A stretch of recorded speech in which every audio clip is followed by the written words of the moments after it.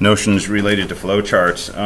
Remember, the idea of a flowchart is to try to describe the algorithm that you're after. Okay, so we're not trying to write C code or assembly language code. We're looking for what are the steps that we need to perform. Okay, so the first comment is I've seen things like this where we're declaring variables inside a flowchart. Don't need to do that. Cool. Yes. Thank you. We don't need to declare variables in a flowchart. Okay, we need to do that when we write code in C or Java and so on. But a flowchart, we're really trying to understand the steps. It's higher level than at the level of what a compiler would see. So usually we won't say things like, declare a variable or integer x or things like that.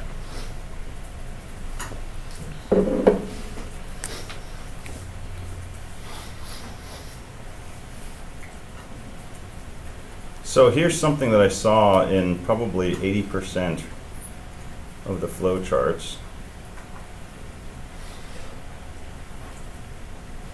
One of these two.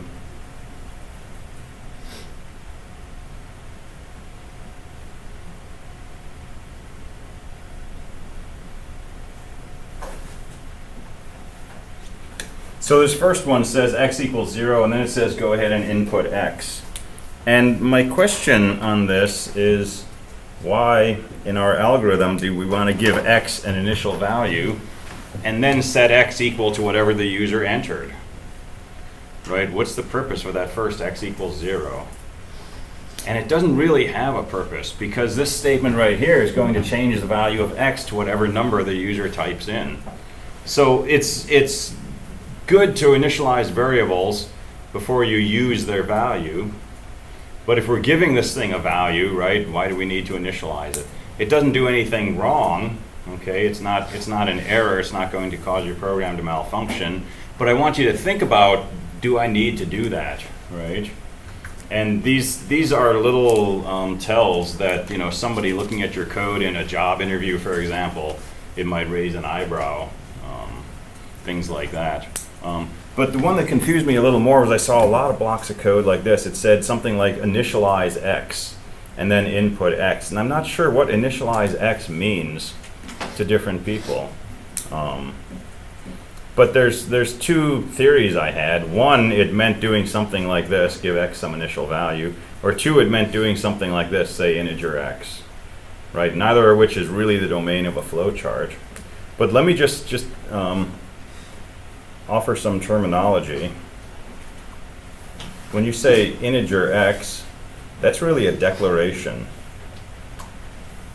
And you'll see this across computer science. When you declare a variable, you're basically announcing it to the compiler or the system and saying, x is a variable, it's going to hold an integer. Okay? That's not an initialization of x. Initializing x would be something like giving it a value.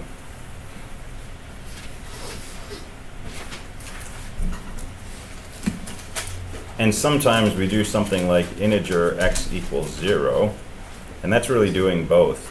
It's declaring it and it's initializing it.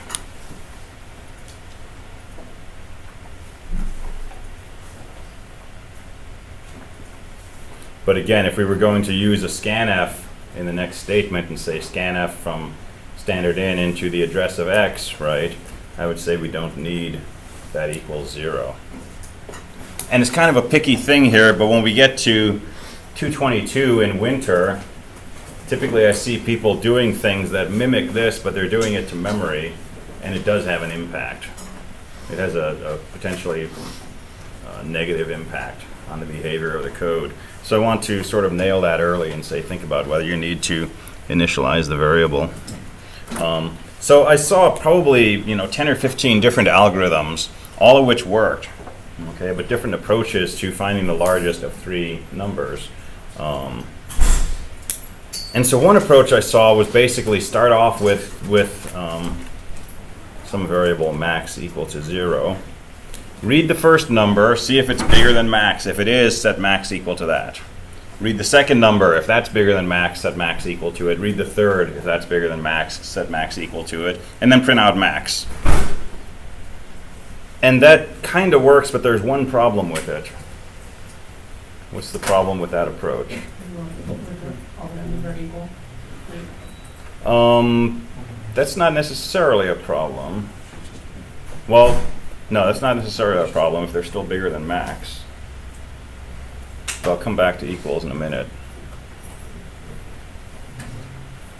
If two values that are the same that have a problem because Not in this case, but I'm going to talk about that next. So if the user inputs a negative number? Yeah, what if all your numbers are less than 0? It's going to say your maximum number is 0.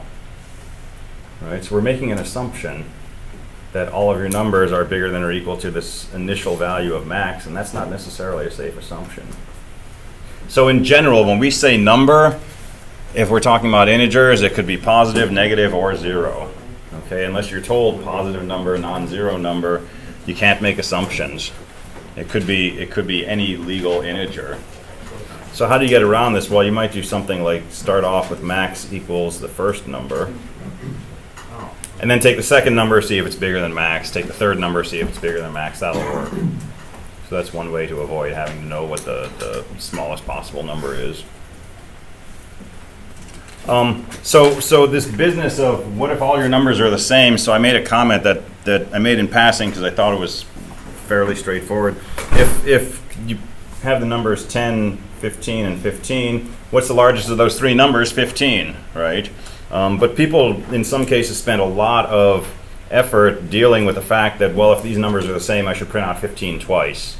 Or if all three numbers are the same, I should print it out 3 times. Or I should print an error message saying your numbers need to be different. And I didn't mean for it to be that complex, right? Here's 3 numbers, show me what the largest value is. Just print out the largest value. And so this is a good time to mention that if there's ever an ambiguity, I won't say if, when there is an ambiguity in something that I'm asking you to do, ask about it, okay? Ask for clarification, especially on a test, okay? Most of my exams are programming questions. You're writing code for pretty much the whole exam. But usually the code you're writing is, maybe 4 or 5 lines of code. And so I've asked this question on an exam and I've gotten back 2 pages of code, right? Saying, well, it must be harder than that. And so they were trying to think of all the little ways that I might be trying to trip them up and handling all of those, right? And it was really just meant, write 3 if statements, tell me which number is largest. So if you're not sure what I'm asking for, or do I want you to handle this case or something like that, always come up and ask, right, during a test or on a programming assignment, obviously, and let me clarify. So in this case, I didn't want to worry about different numbers. If they're the same, it's just they happen to be the same. So some algorithms actually sorted the 3 numbers. They just something like a little mini hard-coded bubble sort, and they figured out which is the smallest, the medium, and the largest, and then they printed out the largest. And that's fine, works perfectly well. But again, on a test, you may not want to spend the time writing a whole sort algorithm if you're just trying to print the largest of 3. So think about if there's other ways to do that. In general, if we want to take x, add 1 to it, and store the value back in x, we would write it like this. And in some cases, I saw this written. And it makes sense if you just think of the equal sign as going to the right, but that's not how most people in the world are going to read this, right? In programming, usually we think of the equal sign as an assignment to the left. So take the thing whose value you're finding on the right and the thing you're storing it into on the left. And so if you want to input inside an input block, right, you could say input number 1, or in some cases you could say number 1 equals input, right? But in some cases it said something like input equals n1, and that's just feels backwards. So, and I think this is probably your best one because it's clear that input's not a variable, right? We're saying do some input, store it in n1, but make sure you tell me what your variables are in a flowchart, right? So I saw some things that said this: input 3 numbers, and then went on to say, is A bigger than B? Well, where did A and B come from?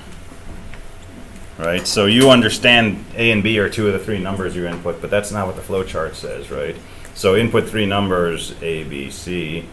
That makes it clear.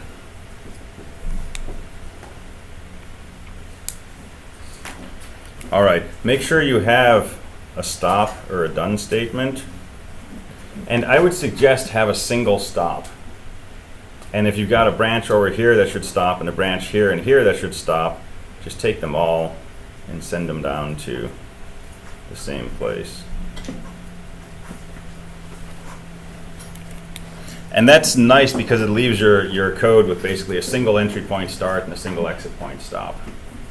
And that can just be a little cleaner. All right, so those are some of the things that I noted on there. Didn't take off points, just things to think about. The last thing, make sure you use your full name. Okay, first name, last name, fully spelled out. Okay. Why? One, so that I can get to know your full names. Two, because when I'm alphabetizing these to put them into Canvas and I have an initial, I can't alphabetize. And now I have to have separate piles for initials and wait till I find a name that doesn't match my papers and then see if the first names match, and it's confusing. But three, this is your work. This is your creative product, right? And you want credit for it. And if you're in a classroom where there's 300 or 400 students and you turn in an assignment and it doesn't have your full name, it's probably going to end up in the garbage.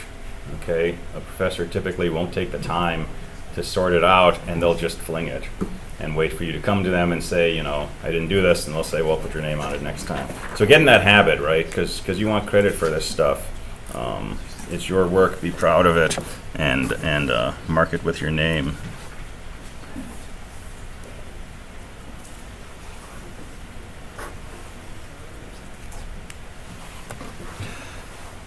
All right. So any questions on that? Okay, so tomorrow I want to spend some time in class doing flow charting, but I'm going to ask you to do it in groups of 1 or 2 at your desk. So make sure you bring something that you can write on, and I want you to start developing or continue developing, if you've already started, your flow chart for this stick matching game.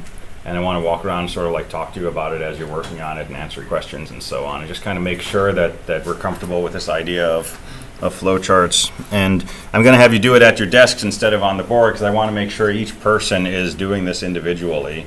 But if you want to talk to your neighbor and swap ideas and so on, that's fine. Okay, so we'll do that mostly tomorrow. What I want to talk about next are this business of command line arguments. So at the end of last class, we touched on this idea that when you're running a program, you can specify, enter a number, you type in a number. That's a runtime input or a program input, right? But there's another way that you can specify inputs, which is actually on the same line when you specify the command.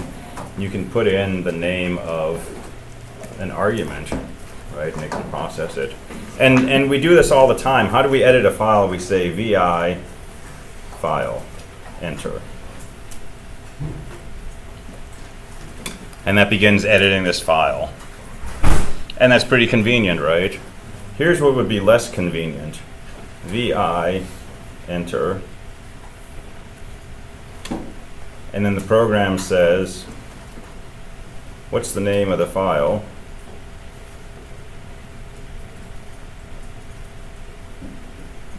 And you type in the name of the file and hit enter, and now it opens up that file for editing. We could do that, it would work, you could edit your files, but it's kind of a pain, right? You don't want to have a dialogue with VI, you want to tell VI to edit your file. So we use this command line argument where we put the argument actually on the same line as the command. So I want to show you how to do that in the shell, and it's very easy.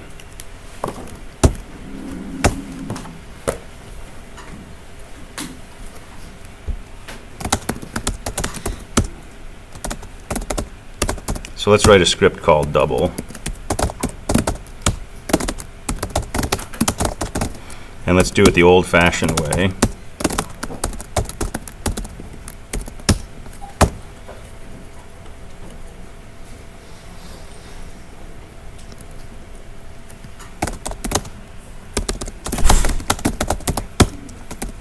So I can say double, it'll say enter a number, we'll put in our favorite number, and it prints out twice that number. Okay, and that's a program input over here because the program's already running when we specify this value n. Let's change this to use a command line argument. And it's very easy to do. Instead of reading n with an with a read statement, I'm just going to say n equals $1. And $1 is a special variable. Right? $n is the value of variable n, $x is the value of variable x, but $1 is not the value of 1, right? It's a special variable which is equal to the first command line argument. So by making that one change, here's what I can do. I can say double 42, and that's the value that it assigns to n. Then would $2 be the second? And $2 will be the second argument, and so on. So if I say double ha-ha, n is equal to ha-ha. When I try to multiply that by 2, it gives me a 0 as usual. And if I just say double, and I don't specify an argument, n will be equal to nothing. It'll be just a blank symbol, quote, quote, which will also turn into a 0 when I try to treat it as an integer. And if I use a negative number, it's -9, double that's -18. So we can start picking up arguments from the command line, and that's going to be really useful.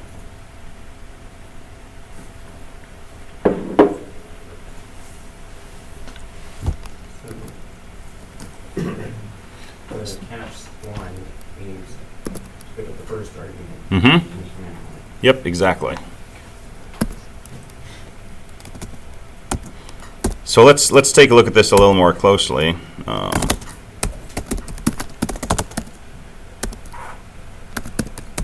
Let's print out the value of $1. And when I'm trying to understand the value of variables and I'm printing them out, here's a trick I like to use. Put something right before and right after that variable. Why? So that we can see if there's spaces in there. Because if it prints out a bunch of spaces, we're not going to notice that, because our whole screen is filled with spaces. So here I'm printing out an angle bracket, and then $1, and then an angle bracket. So I'm delimiting the output. So double ha-ha, $1 equals ha-ha. No spaces before or after. Double with a bunch of spaces, $1 has a length of 0. It doesn't pick up those spaces. But if I put a bunch of spaces inside quotation marks, it will pick those up. Right? Do you have to memorize this? No. Do I have to tell you this? No. You can experiment with this. Right? You can do exactly what we're doing here. Write some junk code and start experimenting. Start testing it. Do some biology on your laptop.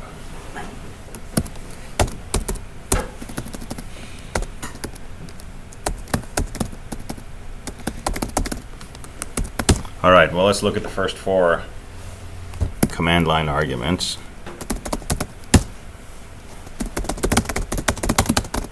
So double this is a test. Those are the first 4 arguments. This is a test, haha. Those are still the first 4 arguments. If I only have 2 arguments, first 2 arguments are filled and the remaining arguments seem to be blank.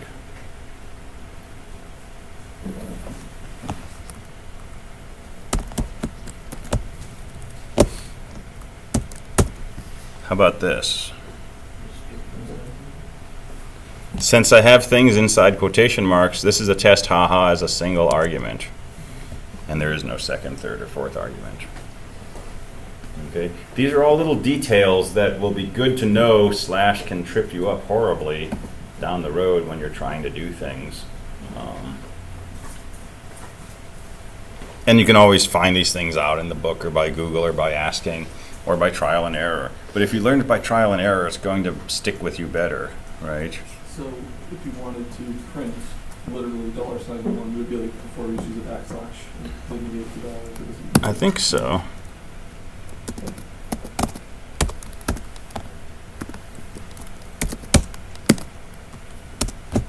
Yeah. Oh, So we can use backslashes to escape things when we echo, just like in C printfs.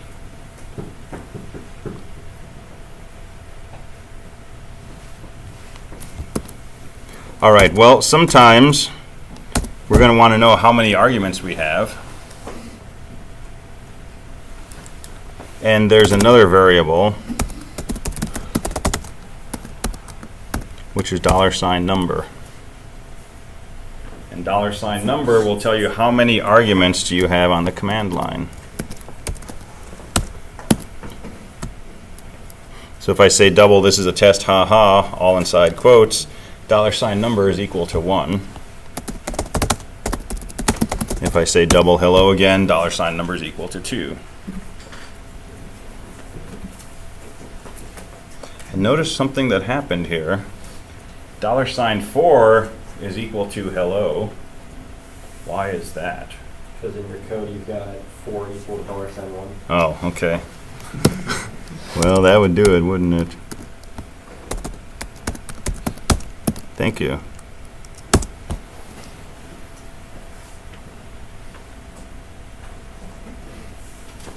So, in general,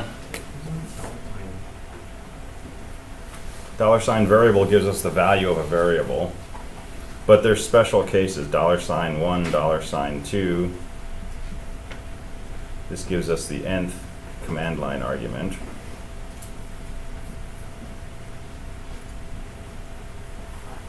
And $number gives us the number of command line arguments.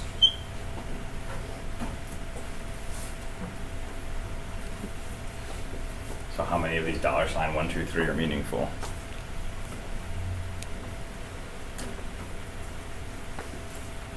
And there's another special variable, which is $? So if I echo $? It's equal to 0.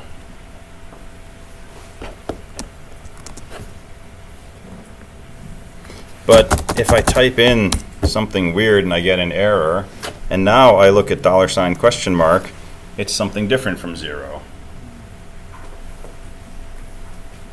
And if I look at $? Again, it's a 0.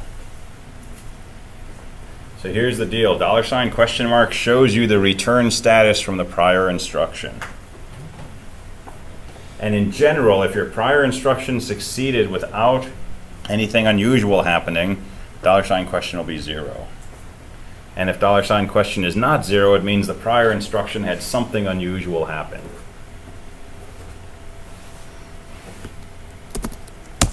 So I can do an ls and echo $? It's 0. My ls command did not do anything strange.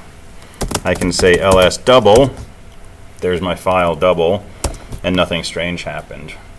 But if I say ls haha, and haha doesn't exist, look at $? It's non-zero. And that's telling me something happened in ls that was unusual. And that only happens because the people who wrote ls decided, well, if you try to list a file and it doesn't exist, we're going to return an exit code of 2. Specifically so that you can look at $? and say, hey, something went wrong with the list, the file didn't exist or something.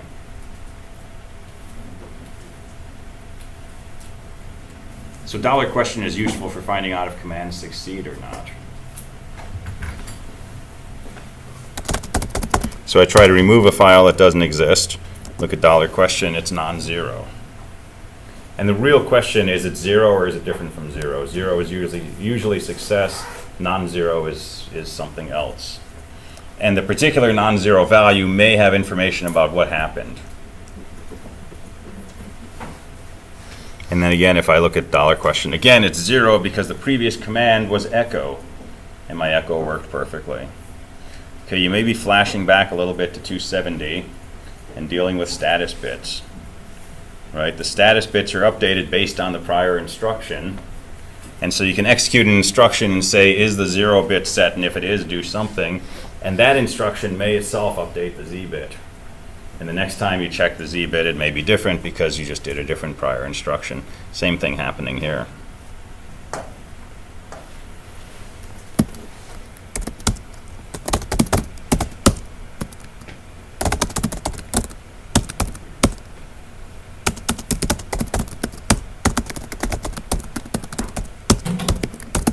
So here's a weird little C program.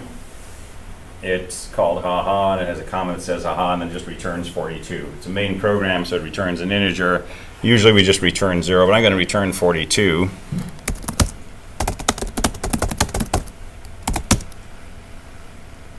And so I'm going to go ahead and run this program, and it doesn't do anything, right? But if I look at $question mark, what do you think it's equal to? 42.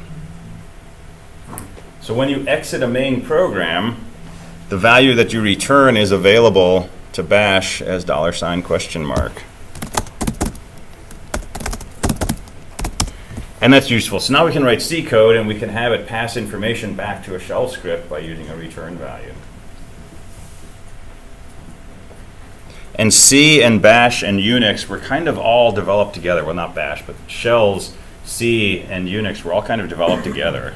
There's a lot of harmony between these things. And it's not accidental, right? It's meant to be sort of one cohesive system. And so the things we do in Unix look very much like the things we do in C programs or the things we do in shell scripts.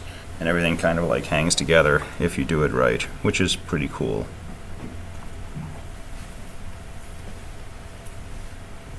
All right, so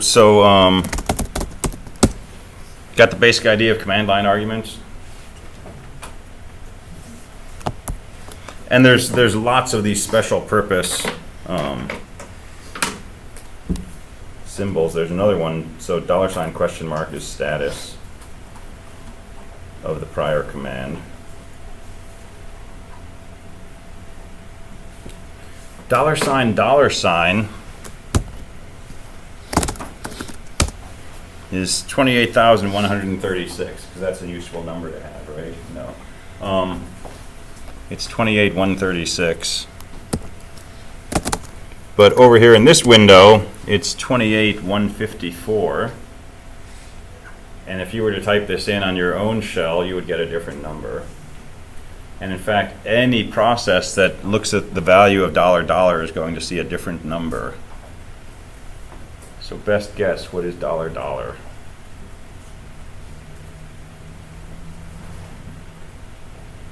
Different number for every process.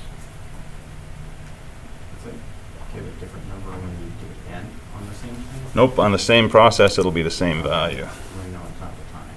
So it's not the time. Guaranteed to be different. So it's like an identification? It's exactly like an identification for the process.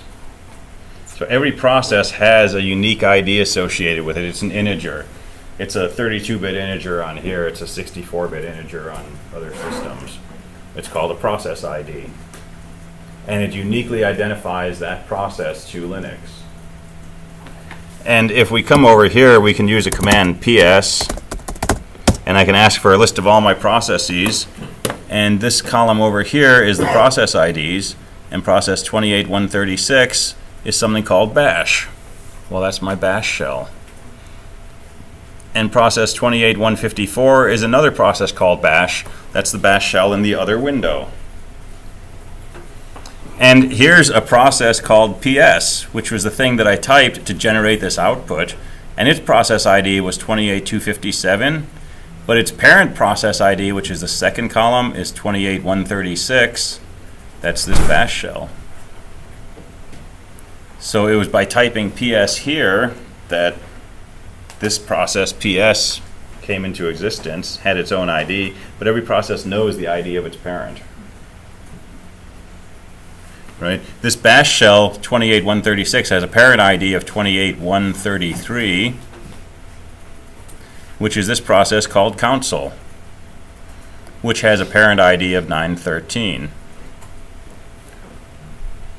And 913 is a process called KDE init, which has a parent ID of 1. And process 1 is called init, and it's the mother of all processes on the system. So we'll spend some time talking about processes and process life and where processes come from and where they go when they die and all that sort of stuff later on down the road in this course. Okay, we'll look at all of the process structures of Linux. But if you need to tap into your process ID for some reason, you can use $. And it's not a bad way to get a pseudo-random number. It's not really random, because every time that you do this, it's going to be the same. But if you run a different command, it'll be different. Right? Actually, if I put this in a script, it'll be different. But that's another story.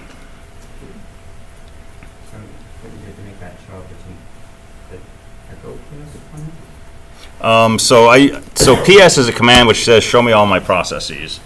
And by default, it only shows me the processes that are associated with this terminal. But a better version is dash F for full, U for user, and then the name of the user. So PS dash FU and then the name of the user. And that shows me all the processes associated with the user ID, Nick, which is me. And since this is my own Linux system, most of the processes on it are run by me. If you do this on the Linux server, you'll only see a few processes. But it'll just be the ones associated with your current session. Or sessions.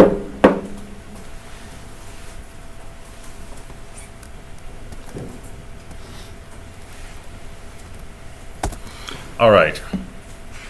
So that's more than enough that you need to know about command line arguments to do the next one-day program, which I'll post tomorrow morning at 8. I might post it tonight, but it'll open tomorrow morning at 8. And it'll just be a shell script that basically reads a command line argument and uses it. Has a cow echo it or something, I don't know. But it's just using $1, basically. All right, so next thing I want to talk about is Git and source code control.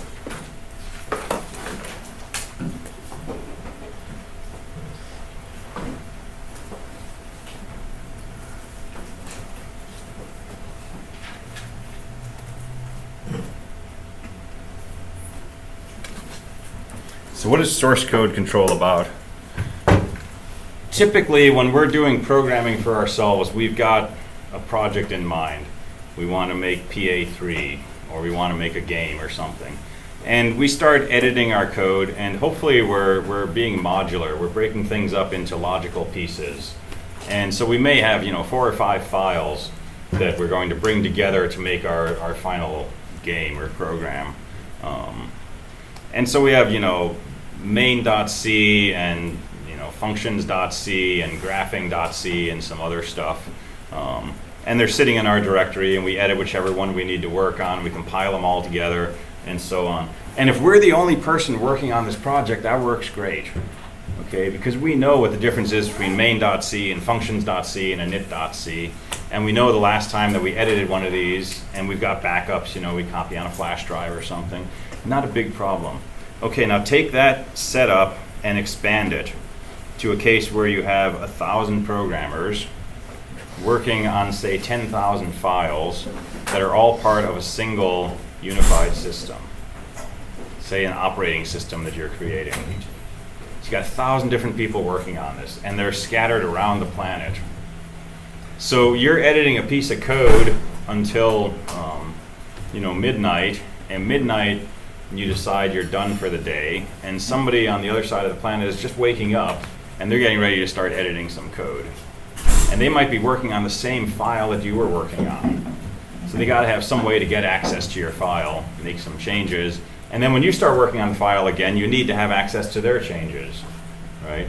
And spread this out across 1,000 programmers, 10,000 files. It's a huge problem, right? And there's so many things that can go wrong with this. So when I was doing team programming, which was like way back when, what did you do? You stored all your files in a common directory, right? And typically you decide, okay, I want to work on main.c. You shout across the cubicle and you say, hey, I'm going to work on the main program a bit. Is that okay? And they say, yeah, I'm not going to do anything with it today. So you make a copy of it, you do your edits, you test it, and when you're done, you put it back in this common directory, right? And that works fine for a small team. For a large team, it doesn't work at all. So this was a problem when Linux was being developed because it was a huge effort, right? So Linux is open source Unix. Okay, Unix was developed by Bell Labs. It was proprietary. You had to pay money to get a copy of it. And you had to use it in a very particular way. You weren't allowed to make changes to it. You weren't allowed to, copy any of the programs from Unix and give them to other people. It was a commercial product, very expensive. So Linux was an idea of making a open source version of Unix. And it grew from, there's a very famous email you can find online where Linus talks about, he's trying to put together something like a kernel, nothing fancy, just sort of a pet project. It grew from this one person pet project to everything that we have today, right? And Linux is pretty much ubiquitous. It's on your phones, it's on your Macs, it's pretty much everywhere now. But while it was being developed, right, it was thousands of programmers working on this huge set of files, millions of lines of code, and they had to deal with this complexity of multiple people wanting to edit the same file at the same time. Or somebody takes a file and for 3 days they're making changes on it, but at the same time somebody else is working on the old version of the file and making their changes to it. And now you've got 2 copies of the files that have different changes in them. So source code control systems go back, quite a long time, and they basically manage this complexity for you. They create a system where files can be stored in one central location, and you can pull a file out, do some changes to it, put it back in, and then everybody has access to the same files and changes. So when Linux was being developed, they were using a source code control system that was free, right? Linux was intended to be free, open source, right, public domain kind of thing. So they were using a free source code control system. And partway through the Linux development effort, guess what happened? The people who ran this free source code control system said, hey, guess what? Starting next month, you got to pay money. And they wanted everybody to pay for using the system. That didn't go over very well, right? So what did these people do in response? They wrote their own source code control system. And the system they came up with is called Git. And Git is free, as in beer, free as in speech, open source, right? So there's still other source code control systems out there. There's Mercurial, there's Subversion, there's RCS or CVS if you want to go old school. But Git is really, really popular. A lot of places are using Git.